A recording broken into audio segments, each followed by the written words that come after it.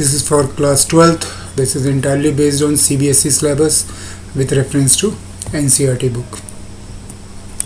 Planning के contents में शुरू के 4 टॉपिक हम ऑलरेडी अपने पहले और दूसरे वीडियो में डिस्कस कर चुके हैं. उसका लिंक आपको इस वीडियो के आखिरी में मिल जाएगा. अब लास्ट के ये जो 3 कंटेंट्स बचते हैं, planning process, types of plan and classification of plan, हम इस सेक्शन 3 में कवर करेंगे और इस चैप्टर को आज ख़त्म करेंगे. अब प्लानिंग प्रोसेस क्या है? जैसा हम प्लानिंग में पहले पढ़ चुके हैं, planning is the backbone of any management system. Planning जो है किसी भी मैनेजमेंट सिस्टम का एक बैकबोन है. बिना प्लानिंग के कोई भी काम आप सही से नहीं कर सकते. बिना प्लानिंग के आप किसी भी ऑब्जेक्टिव, किसी गोल को properly with a high score नहीं गेन कर सकते. ये हम जानते हैं. इस प्लानिंग की अपनी एक प्रोसेस है, वो प्रोसेस हम समझने की कोशिश करेंगे. सेटिंग ऑब्जेक्टिव्स, प्लानिंग का सबसे पहला स्टेप है कि आपको अपने ऑब्जेक्टिव्स, एक बिज़नेस को, एक कमर्शियल यूनिट को, एक कमर्शियल एक्टिविटी को अपने ऑब्जेक्टिव्स सेट करने होते हैं. अपने ऑब्जेक्टिव सेट करने का मतलब अपने गोल्स निर्धारित करने होते हैं. उसको, वो बिज़नेस में आया है तो उसको क्या करना है, उसको कहाँ पहुँचना है, उसके हिसाब से वो अपनी प्लानिंग क्रिएट करता है. जैसे फॉर एग्ज़ाम्पल, अभी मेरी कंपनी का टर्नओवर 100 करोड़ है इस साल. अब मुझे अगले साल इस कंपनी का टर्नओवर बाय 20% इंक्रीज़ करना है, which is going to be approximately 120 crore. तो मैंने अपनी कंपनी का एक प्राइमरी ऑब्जेक्टिव, एक प्राइमरी गोल फिक्स किया कि मुझे अगले साल 120 करोड़ का टर्नओवर अपनी कंपनी का करना है. तो ये मैंने अपना एक गोल और एक ऑब्जेक्टिव सेट कर दिया. अब मेरे प्लानिंग में जो भी प्रोसेस है, जो भी प्लान मेरे को, जो भी प्लान डिफाइन किया जाएगा, जो भी प्लान फाइनल किया जाएगा, उसका अल्टीमेट ऑब्जेक्टिव होगा to achieve a goal of 120 crore turnover of the company. तो ऑब्जेक्टिव सेट करना बहुत ज़्यादा ज़रूरी है, क्योंकि ऑब्जेक्टिव सेट करके ही हमको डायरेक्शन मिलता है. डायरेक्शन मिलने का मतलब हमें ये पता चलता है कि हमें किस तरफ जाना है. तो हमने एक ऑब्जेक्टिव सेट करते हैं, एक गोल सेट करते हैं, जिस पे फिर हम पूरी प्लानिंग को बेस्ड करते हैं. प्लानिंग चाहे किसी भी डिपार्टमेंट की हो, किसी एक इंडिविजुअल आदमी की हो, किसी एक ऑर्गेनाइजेशन की हो, ultimately that is directed towards the objective, the goals, right. तो किसी भी प्लानिंग प्रोसेस का सबसे पहला हिस्सा होता है to set an objective. Developing premises यानी कि एजम्पशंस. जब हम अपने ऑब्जेक्टिव सेट कर लेते हैं तो अब हमें किस डायरेक्शन में जाना है, वो डायरेक्शन और वो डेस्टिनेशन हमको पता है, राइट. हमको डायरेक्शन एंड डेस्टिनेशन पता है कि हमको कहाँ जाना है. अब वहाँ चलने से पहले हम अपने कुछ एजम्पशंस तैयार करते हैं कि हमें किस तरीके से जाना है. जैसे किसी भी कंपनी का एक एजम्पशन हो गया कि गोल है 120 करोड़ का टारगेट हमें आने वाले साल में, अगले फाइनेंशियल ईयर में टारगेट अचीव करना है. तो इसका मतलब ये नहीं है कि एनी हाउ हमको ये टारगेट अचीव करना है. कंपनी ने अपने प्रेमाइसेस, अपने एजम्पशंस तय किए कि हम without compromising, without negotiating with the quality, हम ये ऑब्जेक्टिव, ये गोल हासिल करेंगे, राइट. इसके अलावा ये एक ऑब्जेक्टिव हो गया, ये एक प्रेमाइसेस हो गया, एक एजम्पशन हो गया. अब यानी कि मतलब ये है कि अब जो भी प्लान बनाया जाएगा, जो भी प्लान सोचा जाएगा, जिस प्लान पे भी वर्कआउट किया जाएगा, उसमें कहीं भी क्वालिटी के साथ, at the end of the day, product या सर्विस की क्वालिटी के साथ कहीं पर भी कॉम्प्रोमाइज़ नहीं होगा. सिर्फ सेल की तरफ ध्यान नहीं देंगे, क्वालिटी की तरफ भी ध्यान देना है. तो ये क्या हो गया, एक हमने एजम्पशन बना लिया, एक ऑब्जेक्टिव सेट किया, फिर हमने कुछ एजम्पशंस बना लिए, ठीक है. जैसे हमने एक दूसरा एजम्पशन बनाया कि मार्केट में हमें अपना शेयर बढ़ाना है, 20% ज़्यादा टर्नओवर करना है, तो उसके लिए हम कोई भी फॉल्स प्रैक्टिस नहीं करेंगे, यानी कि कोई गलत रास्ता नहीं अपनाएंगे अपने टर्नओवर को बढ़ाने के लिए. जैसा जनरली कंपनीज हार्डकोर कंपटीशन में मार्केट में पेनिट्रेट करने के लिए कभी कभी ये तरीका अपनाते हैं, तो हम नहीं अपनाएंगे। सपोज करके ये हमने एक एजम्पशंस बना लिए, इसका मतलब हमारी जो भी प्लानिंग होगी वो इस एजम्पशंस, दो एजम्पशंस पे बेस्ड होगी जो हमने बना लिए कि एक तो हम कोई फॉल्स तरीका नहीं अपनाएंगे, दूसरा हम अपनी क्वालिटी के साथ कोई नेगोशिएशन या कॉम्प्रोमाइज़ नहीं करेंगे। अब सवाल उठता है कि हमें अब प्लान तैयार करना है, तो identifying alternative course of actions. अब हमारा क्या काम शुरू होता है कि हमें अल्टरनेटिव कोर्स ऑफ एक्शंस तैयार करने। हमें ये पता है कि हमारी डेस्टिनेशन क्या है, हमारा मकसद क्या है, हमें कहाँ पहुँचना है, ठीक है। उसके साथ साथ हमने ये भी तय कर लिया कि किन किन चीज़ों के साथ हमको कॉम्प्रोमाइज़ नहीं करना है, वो हमारे एजम्पशंस हो गए, प्रीमाइसेस हो गए, राइट। अब हमें रास्ते ढूंढने हैं, कौन कौन से पॉसिबल रास्ते हैं, कौन कौन से ऐसे रास्ते हैं जिन रास्तों से उस डेस्टिनेशन, उस मकसद तक पहुंचा जा सकता है। Identifying alternative course of actions का मतलब हुआ किस तरीके से, किस प्लानिंग के साथ, कौन से एक्शंस करते हुए डिफरेंट तरीके से हम उस डेस्टिनेशन तक पहुंच सकते हैं, उस टारगेट, उस ऑब्जेक्टिव को हम हासिल कर सकते हैं। हमें 100 करोड़ से 120 करोड़ तक का टर्नओवर लेना है, तो उसके लिए हमको क्या रास्ता अपनाना पड़ेगा, उसके लिए क्या हमको अपने प्रोडक्ट की कॉस्ट कम करनी पड़ेगी। ये एक प्लान हो सकता है कि हमें अपने प्रोडक्ट की कॉस्ट कम करनी पड़ेगी। इसके साथ साथ हमको अपना प्रोडक्शन भी बढ़ाना पड़ेगा, तो क्या प्रोडक्शन बढ़ाने के लिए हमको ज़्यादा मैन पावर की ज़रूरत पड़ेगी, या हम अपने जो प्रेजेंट एम्प्लॉयज़ हैं उन्हीं को ज़्यादा एफिशिएंट बनाएंगे, या हम कुछ और एडवांस टेक्नोलॉजी का इस्तेमाल करें ताकि हम अपने टर्नओवर को इंक्रीज़ कर सकें। ये अलग अलग अल्टरनेटिव कोर्स ऑफ एक्शंस हैं। अल्टीमेट ऑब्जेक्टिव क्या है, 120 करोड़ रुपए का टर्नओवर हासिल करना। तो ये अलग अलग अल्टरनेटिव कोर्स ऑफ एक्शंस को हम कंसिडर करते हैं। इनको कंसिडर करते समय हम एक्सटर्नल एनवायरनमेंट या बिजनेस एनवायरनमेंट का पूरा ख्याल रखना पड़ता है। अभी हमारा क्या बाहर का एनवायरनमेंट चल रहा है, पॉलिटिकल सिचुएशन कैसी चल रही है, इकोनॉमिक कंडीशंस कैसी हैं, गवर्नमेंट के रूल्स एंड रेगुलेशन कैसे हैं, टैक्स स्ट्रक्चर क्या चल रहा है, किस प्रोडक्ट पे किस तरह के टैक्सेस हैं, राइट। ये सारी चीज़ें हमें मालूम होनी चाहिए, तभी हम एक परफेक्ट और एक अच्छे कोर्स ऑफ एक्शंस को हम डिसाइड कर पाते हैं। ये कोर्स ऑफ एक्शंस जब हमारे डिफाइन हो जाते हैं कि ये रास्ते हैं जिनसे हम अपने ऑब्जेक्टिव को हासिल कर सकते हैं, फिर हमें क्या करना होता है, इवैल्यूएटिंग अल्टरनेटिव कोर्सेज। कहने का मतलब ये है कि अब हमने जो अलग अलग रास्ते चुने अपने डेस्टिनेशन को पाने के लिए। पहली प्लान हमने क्या बनाया कि हम अपने प्रोडक्ट के प्राइस को कम कर देते हैं, राइट। तो ये हमारा एक प्लान ऑफ एक्शन है, एक कोर्स ऑफ एक्शन है। दूसरा तरीका ये है कि हम मैन पावर को बढ़ा देते हैं ताकि हमारा जो हमारा प्रोडक्शन है वो ज़्यादा हो जाए। तीसरा प्लान ये है कि नहीं, हम अपने एम्प्लॉयज़ को उतना ही रखते हैं, एम्प्लॉयज़ की क्वांटिटी को नहीं बढ़ाते, लेकिन एम्प्लॉयज़ को ज़्यादा एफिशिएंट बना देते हैं ट्रेनिंग और लेक्चर्स ट्रेनिंग की थ्रू। उनको ट्रेन करके हम और ज़्यादा एफिशिएंट बना देते हैं ताकि वो कम समय पे ज़्यादा आउटपुट दे सकें। चौथा है कि हम कोई एडवांस टेक्नोलॉजी का इस्तेमाल करें ताकि हम अपने प्रोडक्शन को बढ़ा सकें और अपने कंपनी के टर्नओवर को अचीव कर सकें।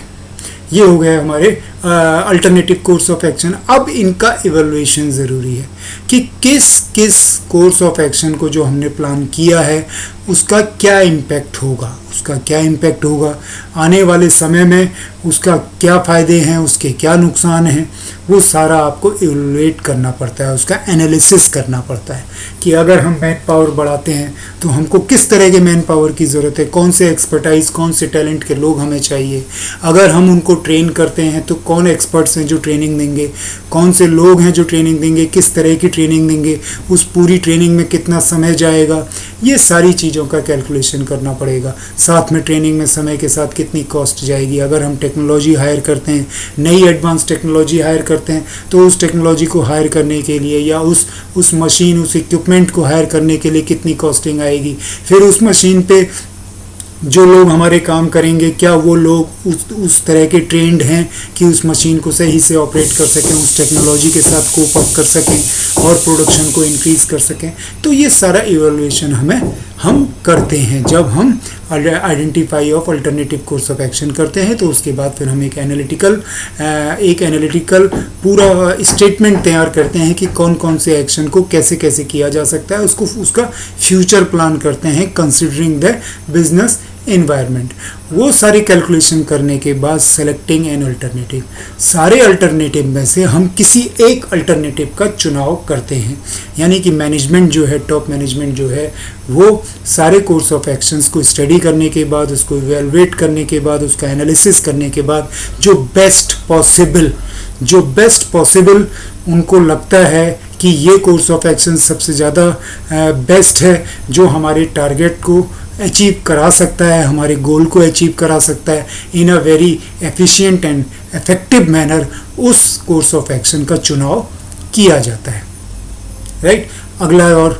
अगला स्टेप होता है इम्प्लीमेंटिंग द प्लान। आपने अपने ऑब्जेक्टिव सेट कर लिए, उसके बाद आपने अपने एजम्पशंस बना लिए कि हम जो भी प्लान करेंगे वो किन किन पॉइंट्स पर बेस्ड होंगे। उसके बाद हम ढेर सारे प्लान ऑफ एक्शंस तैयार करते हैं उस ऑब्जेक्टिव, उस गोल को पाने के लिए। फिर जितने भी प्लान ऑफ एक्शंस हमने कोर्स ऑफ एक्शंस बनाए, उन सब का इवैल्यूएशन, उन सब का एनालिसिस करते हैं। सारे एनालिसिस करने के बाद जो बेस्ट प्लान हमको लगता है उसको हम सेलेक्ट करते हैं। और फाइनली जब हम एक प्लान को सेट कर लेते हैं कि हाँ फाइनली हम इस प्लान पर चलेंगे जिससे हम अपने कंपनी के ऑब्जेक्टिव और गोल को हासिल कर सकते हैं, अब समय आ जाता है उसको इम्प्लीमेंट करने का, यानी कि उसको लागू करने का। फिर हम उस प्लान को लागू करते हैं। वो प्लान डिपार्टमेंट बाय डिपार्टमेंट अलग अलग हो सकते हैं, यूनिट बाय यूनिट अलग अलग हो सकते हैं, रीजन बाय रीजन अलग अलग हो सकते हैं, ग्रुप बाय ग्रुप अलग अलग हो सकते हैं। मेन ऑब्जेक्टिव और assumptions remains the same. Company का गोल, कंपनी का ऑब्जेक्टिव और जो प्लान के एजम्पशंस हैं वो सेम रखते हुए हम वो जो मेन प्लान हमने सेलेक्ट किया है उसको अलग अलग तरीके से हम अलग अलग डिपार्टमेंट और यूनिट के हिसाब से उस प्लान ऑफ एक्शन को लागू करते हैं।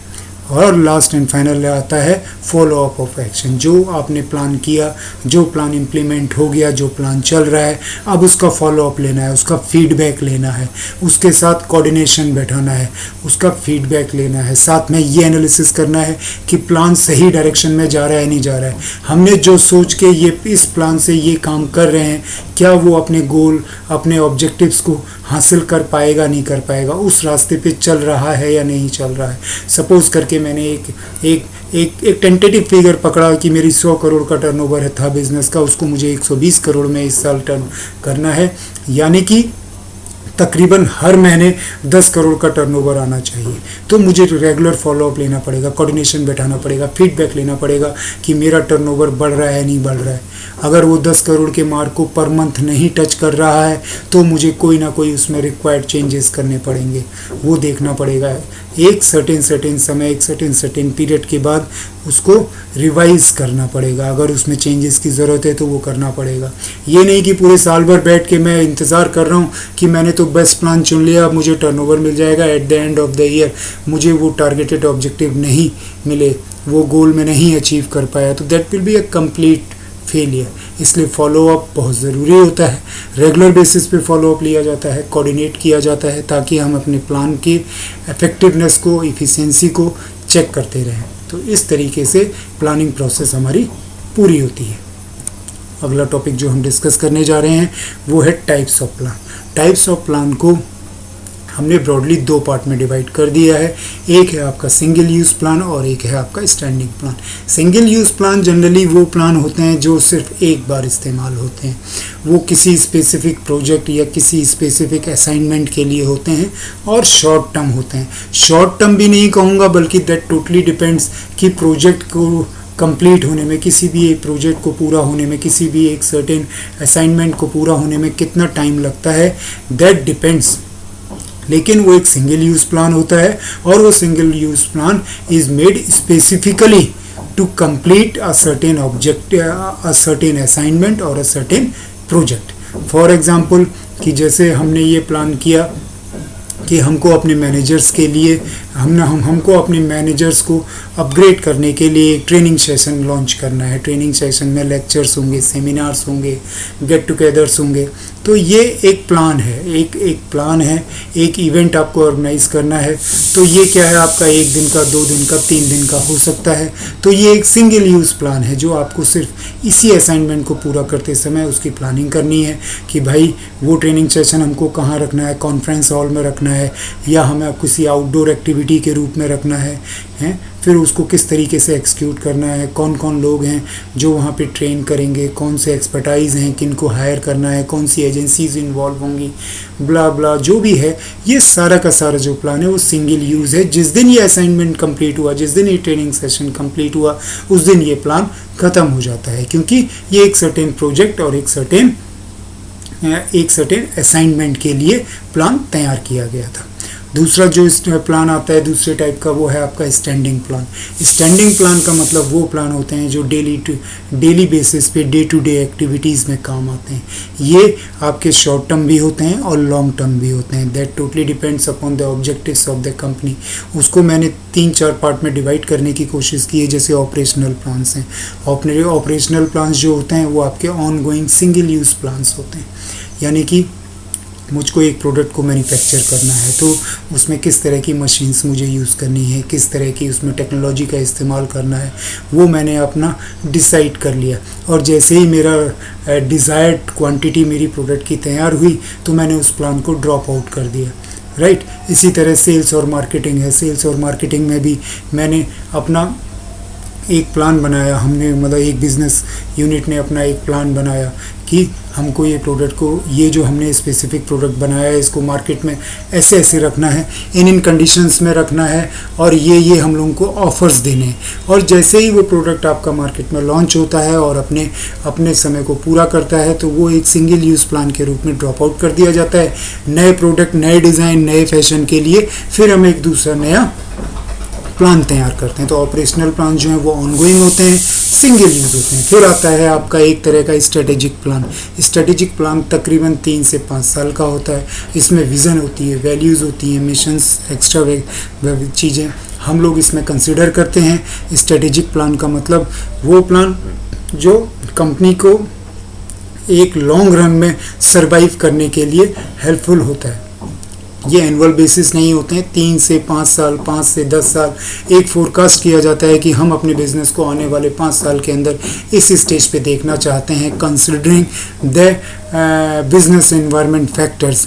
और इस स्ट्रेटेजिक प्लान को बनाने में एक बहुत ही ज़्यादा इम्पोर्टेंट रोल प्ले करता है, वो है एक मैनेजर की, एक प्लानर की फोरकास्टिंग क्षमता कि वो कितना अच्छा एनवायरनमेंट का एनालिसिस कर सकता है और एक परफेक्शन के साथ एक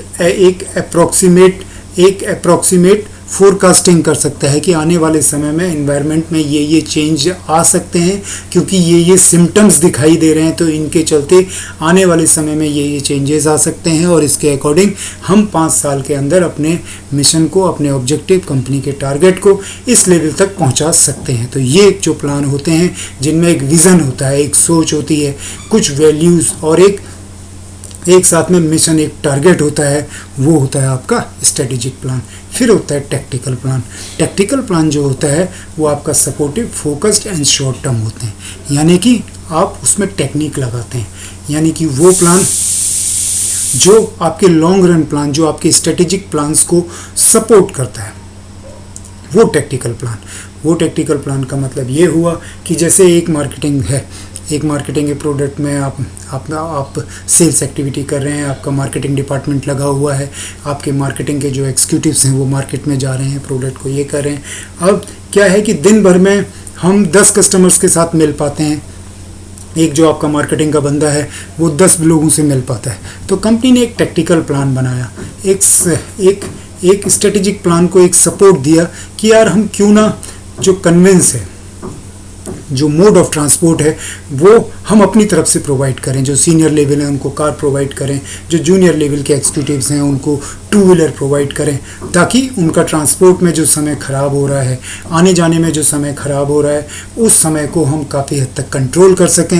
एक दिन में जहां 8 से 10 विजिट हो पाती हैं, 8 से 10 कस्टमर से मिला जा सकता है, अगर उनके पास कंपनी ओन ट्रांसपोर्ट होगा तो वो ईजीली एक जगह से दूसरी जगह जा पाएंगे, और जिससे वो अपनी number of calls, number of ज़्यादा कस्टमर से मिल पाएंगे, एक दिन में 12 या 15 कस्टमर से मिल पाएंगे।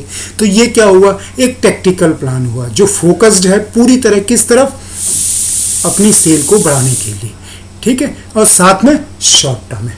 क्यों? क्योंकि जैसे ही आपका वो टारगेट अचीव्ड होता है तो फिर आप दूसरा टैक्टिकल प्लान बनाते हैं दूसरे टारगेट को अचीव करने के लिए। तीसरा जो चौथा प्लान और जो सबसे ज़्यादा इम्पोर्टेंट प्लान्स होते हैं वो होते हैं कंटीजेंसी प्लान्स। ये वो प्लान होते हैं जो unexpected occurrence, major changes, emergency plans होते हैं। जब आप कोई एक प्लान बनाते हैं तो उस प्लान में आप एक्सटर्नल एनवायरनमेंट की स्टडी करते हैं, जो बिज़नेस एनवायरनमेंट की स्टडी करते हैं। लेकिन जैसा हम ऑलरेडी बिज़नेस एनवायरनमेंट में पढ़ चुके हैं कि वो डायनेमिक इन नेचर होता है और पूरी तरह हम उसको कंट्रोल नहीं कर सकते। हम अनुमान लगा सकते हैं लेकिन 100% प्रेडिक्ट नहीं कर सकते। तो वो जो अनुमान आपका लगता है वो सिम्टम्स को देखते हुए आप अपने पास्ट एक्सपीरियंस से एक एनालिटिकल व्यू बनाते हैं, और वो पास्ट एक्सपीरियंस प्लस सिम्टम्स को मिला के जो आप एनालिसिस करते हैं उससे आप एक प्लान करते हैं। वो प्लान हमेशा अनएक्सपेक्टेड बना रहता है। अब ये टोटली प्लान बनाने वाले की एक्सपर्टाइज पे डिपेंड करता है कि वो कितना % चेंजिंग एनवायरनमेंट के साथ कोप अप कर सकता है। लेकिन उसके बाद भी अचानक कुछ अनएक्सपेक्टेड हो सकता है, तो उसमें उस समय उस अनएक्सपेक्टेड हैपनिंग को कवर अप करने के लिए, उस अनएक्सपेक्टेड हैपनिंग को उस डैमेज को कंट्रोल करने के लिए जो प्लान बनाया जाता है इमीडिएटली, वो आपका होता है कंटीजेंसी प्लान। अब मान लीजिए आपकी फैक्ट्री में मशीन्स लगी हुई हैं और आपका प्रोडक्शन हो रहा है, अचानक आपने प्रिडिक्ट भी नहीं किया था, मशीन आपकी वारंटी पीरियड में थी, बट अचानक ड्यू टू एनी रीज़न वो मशीन ख़राब हो गई। अब वो मशीन जो है एक लाइन ऑफ प्रोडक्शन का एक हिस्सा है। एक मशीन का एक बीच में से एक मशीन ख़राब होगी तो पूरी लाइन ऑफ प्रोडक्शन इम्पेक्ट करता है। तो इस सिचुएशन से कैसे आप बचेंगे?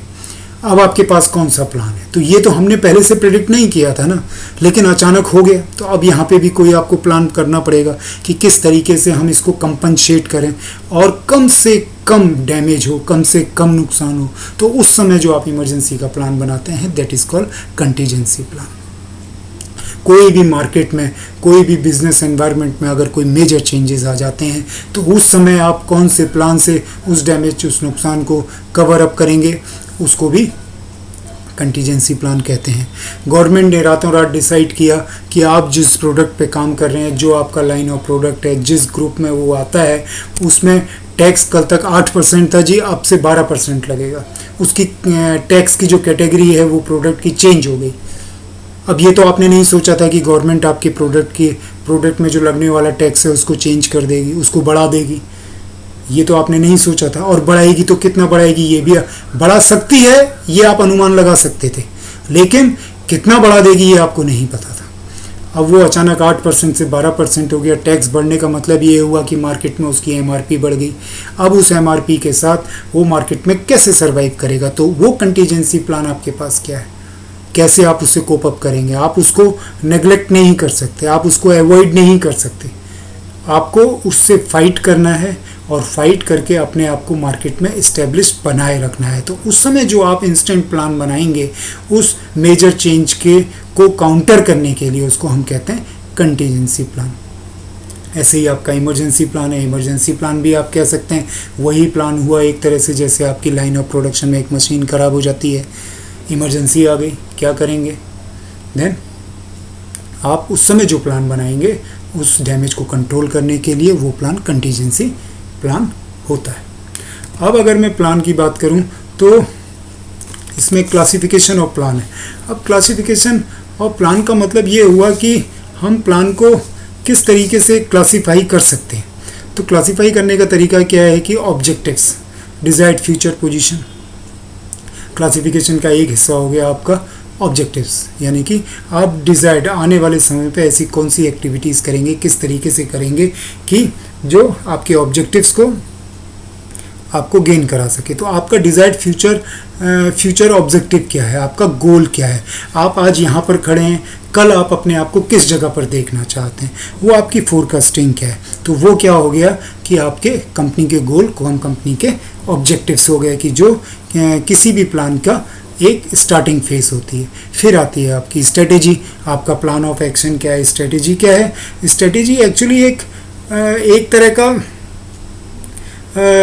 कॉम्प्रिहेंसिव प्लान है। कॉम्प्रिहेंसिव प्लान का मतलब सारे प्लानों का मिला जुला एक रूप है जो कंपनी के ऑब्जेक्टिव को हासिल करने के लिए बनाया जाता है, दैट इज कॉल्ड स्ट्रेटेजी। फिर आता है आपका पॉलिसी को आप मोटा मोटा कह सकते हैं कि ये एक तरह की गाइडलाइन है। गाइडलाइन का मतलब कि ये हमारी पॉलिसी है, ये पॉलिसी हमारी चेंज नहीं होगी। पॉलिसी जो होती है वो रिजिड होती है, पॉलिसी रिजिड होती है, पॉलिसी आप अपनी चेंज नहीं करते। स्ट्रेटेजी प्लान ऑफ एक्शंस जो हैं वो time to time as per the business environment वो आप चेंज करते रहते हैं। जैसे आपने अपनी कंपनी की एक पॉलिसी बना दी कि जी हम क्या करेंगे कि आपकी जैसे प्राइसिंग है तो मिनिमम जो हमारे प्रोडक्ट में हमारा मार्जिन होगा वो 20% होगा जी, हमें 20% प्रॉफिट मार्जिन लेकर काम करना है, ये हमारी कंपनी की पॉलिसी है। अब सपोज करके मार्केट में किसी मजबूरी के चलते due to the competitor activities, competitor ने कम रेट का मटेरियल मार्केट में उतार दिया, अब आप वहाँ पे कैसे बिड कर पाएंगे। वहाँ कम्पीट करने के लिए आपको अपने प्रोडक्ट का रेट कम करना पड़ेगा। तो आप अपनी स्ट्रेटजी के अंतर्गत अपने प्रोडक्ट का रेट को कम करेंगे ताकि आप कॉम्पिटिटर्स के सामने खड़े हो सकें। बट आपकी पॉलिसी क्या थी कि मुझे मिनिमम 20% चाहिए। अब आप 20% के साथ कॉम्प्रोमाइज़ नहीं करेंगे, रेट आपने कम कर दिया तो नेचुरल है आपके प्रॉफिट के साथ कॉम्प्रोमाइज़ होने लगा। लेकिन कंपनी की पॉलिसी रिजिड है, उसको आपको चेंज नहीं करना है, वो इतनी आसानी से चेंज हो भी नहीं सकती। तो उसका काउंटर करने का तरीका क्या है कि जो कॉस्ट ऑफ प्रोडक्शन है, जो प्रोडक्ट बनने में लागत आती है, अगर हम उसको कम कर दें और वहाँ MRP सेलिंग प्राइस भी अगर कम होता है तो भी हमारे बीच का मार्जिन जो है वो 20% था, 20% ही बना रहेगा। यानी कि 120 रुपये के प्रोडक्ट में 20 रुपये का मेरा मार्जिन है। अब मुझे वो प्रोडक्ट 120 की जगह 115 रुपये में बेचना पड़ रहा है और उसकी लागत आती है 100 रुपये, तो मेरा मार्जिन कितना बचा, सिर्फ 15 रुपये। मुझे वही 20 का 20 रुपये मार्जिन चाहिए, तो मैं क्या करूँगा, उस प्रोडक्ट को एक अच्छे एफिशिएंट वे में बना के without compromising with the quality मैं उसको 95 रुपये में कॉस्टिंग लाऊंगा। तो अल्टीमेटली मेरी जो 95 रुपये की कॉस्टिंग आ गई प्रोडक्ट की और प्रोडक्ट बिक रहा है आपका 115 रुपये में, डजेंट मैटर, 20 रुपये का मेरा मार्जिन जैसा पहले बन रहा था वो अभी भी बन रहा है। यानी कि हम कंपनी की पॉलिसी को फॉलो कर रहे हैं। इसी तरह कंपनी ने पॉलिसी बनाई इन HR department, human resource department में पॉलिसी बनाई कि हम जो अपने एम्प्लॉयज़ को इंक्रीमेंट देंगे, यानी कि पैसे में बढ़ोतरी, सैलरी में और अलाउंसेस में जो बढ़ोतरी है that will be annual based, यानी कि साल में एक बार मिल देंगे। Either in the starting of year, a calendar year, in the month of January declare होगा वो इंक्रीमेंट कि किस किस को कितना कितना इंक्रीमेंट मिल रहा है, या at the starting of the financial year, that is April, month of April. Calendar year वो होता है जो ईयर हम जनरल अपनी डे टू डे लाइफ में यूज़ करते हैं, और फाइनेंशियल ईयर उसको कहते हैं जो बिजनेस में चलता है। हमारे इंडिया के कल्चर में 1 अप्रैल से लेके 31 मार्च तक का ईयर को हम फाइनेंशियल ईयर कहते हैं, राइट। ये एक छोटा सा मैंने बीच में नोट दे दिया आपको। तो ये कंपनी की पॉलिसी है, ये एक कंपनी की पॉलिसी है कि भाई जो इंक्रीमेंट होगा वो एनुअल होगा और हर साल के जनवरी में डिक्लेयर होगा या हर साल के अप्रैल में डिक्लेयर होगा। ये क्या हो गया, एक वो हो गई आपकी पॉलिसी हो गई, ये चेंज नहीं हो सकती। अब इंक्रीमेंट कैसे होगा वो हाँ, इन्हीं इंक्रीमेंट हो गया। अब जैसे प्रमोशन के ऊपर एक पॉलिसी बना दी कि प्रमोशन जो है वो आपका इफिशिएंसी बेस्ड होगा, रिजल्ट ओरिएंटेड होगा। जो आदमी जितना अच्छा रिजल्ट देगा, जो आदमी जितनी अच्छी परफॉर्मेंस देगा, परफॉर्मेंस बेस्ड प्रमोशंस होंगे। जो आदमी जितना अच्छा काम करेगा, जितने अच्छे रिजल्ट्स देगा, जितने एफिशिएंट वे में काम करेगा, जितना डिसिप्लिन्ड होगा, उसको प्रमोशन ज़्यादा मिलेगा in comparison to a old employee. कोई आदमी ये नहीं कह सकता जी मुझे इस पोजीशन में काम करते करते 5 साल हो गए, मुझे प्रमोशन नहीं मिला, लेकिन जिसको सिर्फ 3 साल हुए थे उसको प्रमोट कर दिया। क्यों? क्योंकि ये कंपनी की पॉलिसी है कि promotion is not tenure based but it is a performance based. जिसकी परफॉर्मेंस अच्छी है he will get promoted, doesn't matter कि उसको कितना समय हुआ है या कितना नहीं है। ये एक पॉलिसी बना दी कंपनी ने, that has to be followed by the HR department, right. अब आता है प्रोसीजर वो तरीका होता है जो आपके रूटीन स्टेप्स होते हैं। एक रूटीन स्टेप्स एक क्रोनोलॉजिकल ऑर्डर में कि आपने जो प्लान बनाया वो प्लान जो है एक क्रोनोलॉजिकल ऑर्डर में चल रहा है। पहले हमें ये काम करना है, फिर हमको ये करना है, फिर हमको ऐसे करना है, फिर ऐसे जाना है, फिर ऐसे जाना है। नंबर 1 पे ये स्टेप है, नंबर 2 का स्टेप ये है, नंबर 3 का स्टेप ये है, नंबर 4 का स्टेप ये है। ये आपके प्लान में आपको डिफाइन कर दिया। तो ये हो गया एक क्रोनोलॉजिकल ऑर्डर। ये जो क्रोनोलॉजिकल ऑर्डर रूटीन स्टेप्स हैं इसको हम प्रोसीजर कहते हैं।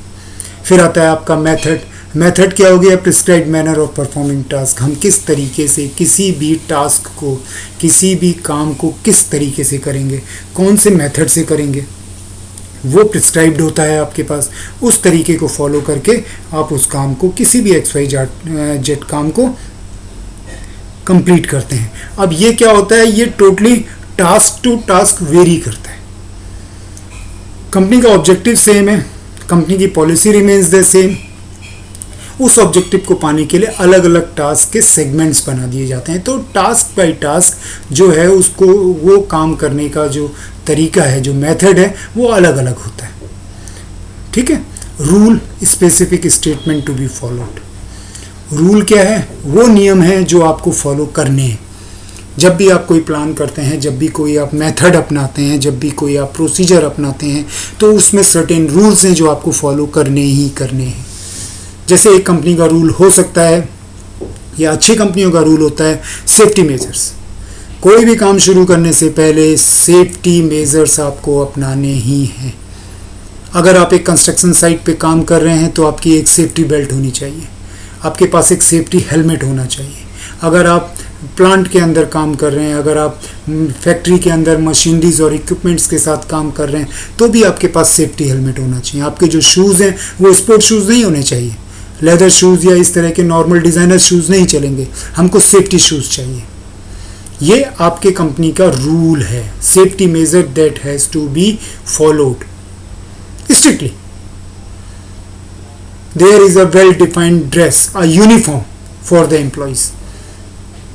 भाई ये यूनिफॉर्म है जो सबको पहननी है। That doesn't make a difference कि कौन आदमी मैनेजर है, कौन आदमी एग्जीक्यूटिव है और कौन आदमी वर्कर।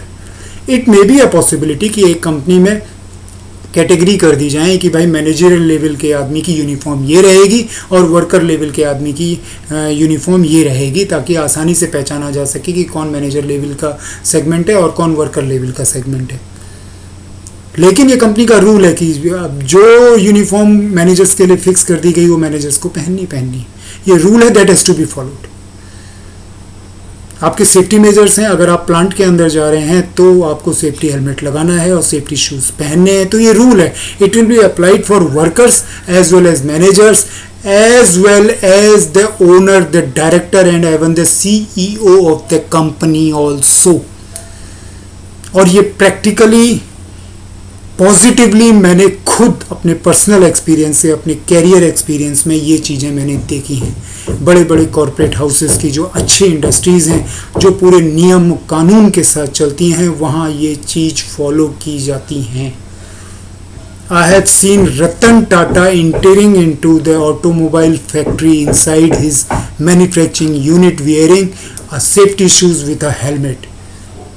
आपने ऐसे कई फोटोग्राफ सोशल में या मैगजीन्स में या न्यूज़पेपर में देखे भी होंगे। Ratan Tata ji, the respected chairperson of Tata group of companies, जब अपने किसी एक मैन्युफैक्चरिंग प्लांट के अंदर जाते हैं तो बाकायदा हेलमेट और सेफ्टी शूज़ पहन के जाते हैं। क्यों? क्योंकि वहाँ पे वो रूल है, वो चाहे तो ना पहने, कोई उनको नहीं टोक सकता, कोई उनको नहीं रोक सकता। But that is a rule and has to be followed from number 1 person to the highest person in the hierarchy.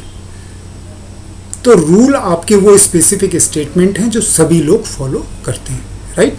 अब आ जाइए प्रोग्राम जो है, प्रोग्राम इज़ अ इंटायर, जो हमने प्लान तैयार किया है उस इंटायर प्लान को हम ये प्रोग्राम कहते हैं। अब आ जाइए बजट, एस्टिमेटेड कॉस्ट, जो कॉस्ट आपकी आती है उसको हम बजट कहते हैं। जैसे कि आपका सेल्स बजट हो गया, सेल्स में भी एक बजट होता है आपका, ठीक है। इसी तरह आपके एचआर के अपने बजट्स होते हैं।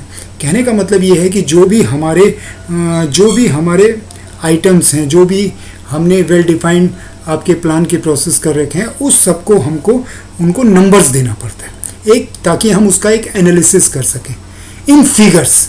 जब भी आप किसी चीज़ का एनालिसिस करते हैं तो आपको फिगर्स चाहिए होते हैं, तो उस फिगर्स में कन्वर्ट करना जो है वो आपकी बजटिंग होती है। बजटिंग डजेंट मीन्स कि every time the money is involve, या we are talking about money means budget, नहीं। सेल्स एक्टिविटी की भी अपनी एक बजट होता है। वो बजट क्या होता है कि हम देखते ये हैं कि हमने प्रिडिक्ट किया था और एक्चुअल हमारी क्या पोजीशन है। हमने प्रिडिक्ट किया था कि इस महीने हम 10,000 शर्ट्स की सेल करेंगे, लेकिन एक्चुअली हमारी 12,000 हुई या एक्चुअली हमारी 8,000 हुई।